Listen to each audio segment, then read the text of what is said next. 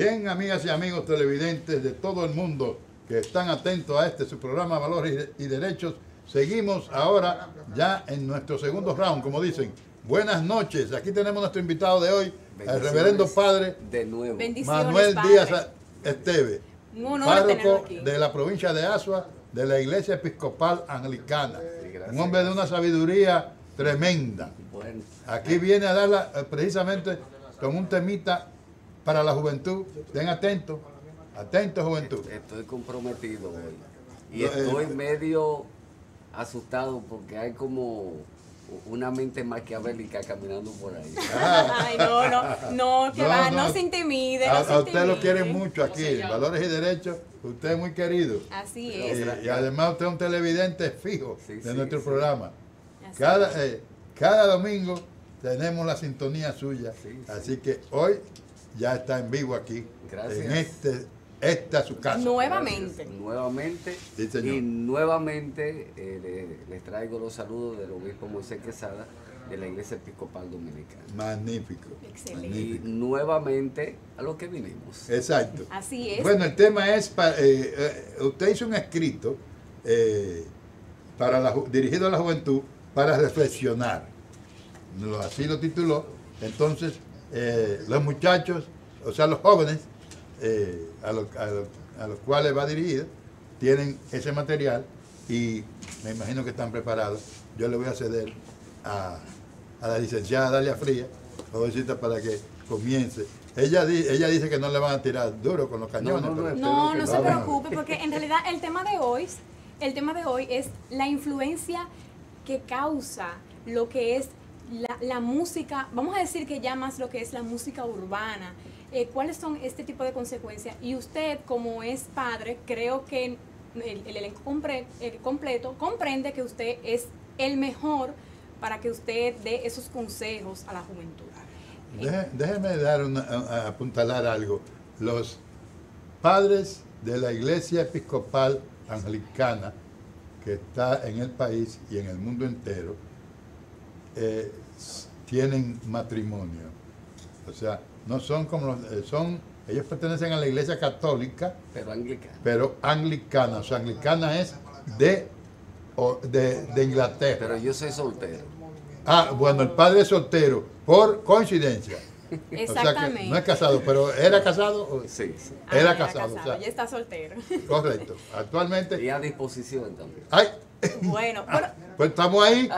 nosotros deberíamos entrar por Ya eso. lo saben. Yo creo que nosotros deberíamos entrar, antes de entrar en materia, para los televidentes que aún no comprenden lo que es este tipo de religión, como que usted deberíamos darnos una breve reseña histórica de lo que es esta iglesia, porque anda un video, bueno, yo vi un video que usted lo explicaba, entonces me gustaría que usted le explicara a cada televidente. Sí, estamos trabajando por Facebook, una emisora por internet desde Puerto Plata, de la iglesia, de un sacerdote en Puerto Plata. Entonces estamos tratando de hacer programas explicando lo que es la iglesia anglicana episcopal. Correcto. Bueno, la iglesia episcopal anglicana tiene sus raíces en la iglesia primitiva de los apóstoles. Ya en el siglo XIII, la iglesia episcopal anglicana, en ese caso la iglesia de Bretaña, en el siglo III, llegan allá personas que están huyendo de las persecuciones del imperio, cristianos, y se organizan.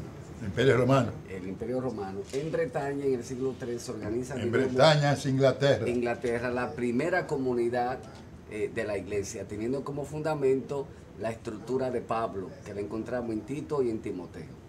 Pero ya en el siglo IV también se estaba organizando otra iglesia, que era en Roma, que es la que conocemos hoy como la Iglesia Católica Romana. Correcto. Exacto. La Iglesia Católica Romana fue la unificación, diríamos, pensada por Constantino, de todas las religiones paganas que habían con parte del cristianismo, buscando una manera de controlar el imperio más por medio de la religión que por medio de las armas, Correcto. porque le salía más barato Exacto. y era más directo. Entonces, Y además me imagino que más cuantioso. más cuantioso, claro, claro. Entonces, habían dos iglesias, la de Bretaña y la de Roma. La de Roma orientada por Constantino y la de Bretaña, que siguió su línea apostólica directa sin ninguna clase de influencia. Es bueno señalar que hasta el siglo IV, aunque parezca extraño, en la iglesia primitiva no se conocía lo que era el papado.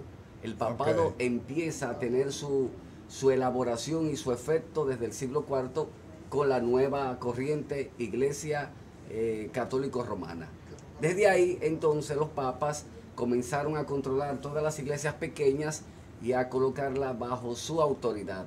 Eso pasó con la iglesia de Bretaña en el siglo VII. Hasta el siglo VII la iglesia de Bretaña era independiente de Roma. Luego, con todo un proceso de que la iglesia de Bretaña pierde su identidad, es decir, sus sacerdotes se casaban, tenían su propia liturgia, tenían su concepto primitivo, pero Roma lo absorbe y ya se somete lo que es al imperio, diríamos, al concepto de la iglesia romana, alineamiento papal, correcto, que no era conocido en la iglesia hasta el siglo IV.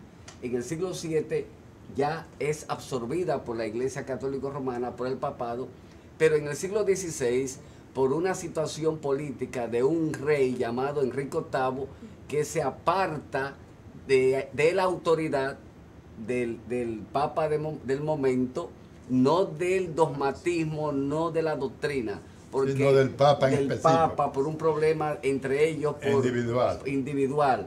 Entonces, la iglesia en el siglo XVI sigue siendo católico-romana.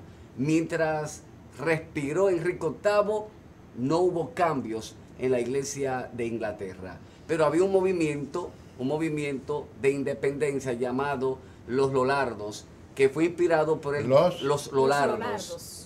Que fue inspirado, los Lollardos. Sí, que fue inspirado por el primer reformador que hubo en la historia, que fue Wycliffe, en Inglaterra. Correcto. Wycliffe es la estrella matutina, se conoce como la estrella matutina, es decir, la primera luz encendida para el proceso reformador que luego culmina con el joven en el siglo XVI. Correcto. Culmina en el siglo XVI, entonces la iglesia de Inglaterra no en ningún momento deja de ser católica, hasta que Lutero comienza en Alemania su proceso. Entonces, la iglesia de Inglaterra muere Enrique VIII y ahí comienza un proceso de cambio con el movimiento de Wycliffe, los Lollardos. Es bueno decir que las reformas de Inglaterra no tienen nada que ver con las reformas de Lutero, son correcto, totalmente independientes, pero se influye. Pero la reforma de Inglaterra, el pensamiento básico es el de Wycliffe, donde se quería volver a la Biblia, donde Wycliffe decía, por ejemplo, que el fundamento de la iglesia era la Biblia, que la cabeza de la iglesia es Jesucristo y que la iglesia de Inglaterra debía ser independiente como lo era siempre. Pero claro, el movimiento reformador ya de Lutero, con la aparición de la imprenta, tuvo un boom más profundo, más amplio. Pero la iglesia de Inglaterra toma su independencia a partir ya del siglo XVI al final y el siglo XVII. La que le da el perfil de lo que hoy conocemos como la iglesia anglicana es Isabel la Primera. Isabel I, la mamá de nuestra reina. De la de ahora. Correcto. ¿Entiendes? Isabel la Primera da todos los cambios y unifica movimientos evangélicos con movimientos católicos.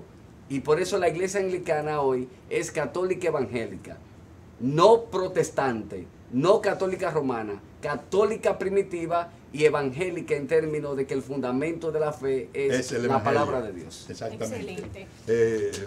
Padre Manuel, así le llaman, ¿verdad? Sí, sí. Padre Manuel se salvó ahora mismo del ataque de la licenciada Dalia Frías, porque usted sabe que el tiempo es corto, entonces usted se extendió con una explicación bastante larga. Interesante. Pero esperemos que ahora la juventud, cuando vuelva, entonces sí entre en materia para que lo ponga usted a dar su sudadita. Sí. Yo sé que usted es un tolete y va a tirar para adelante. Vamos a echar pleito. Sí, señor. Sí, amigas y amigos televidentes, vamos a una breve pausa. Señor director, he dicho, volvemos en breve. Quieto ahí.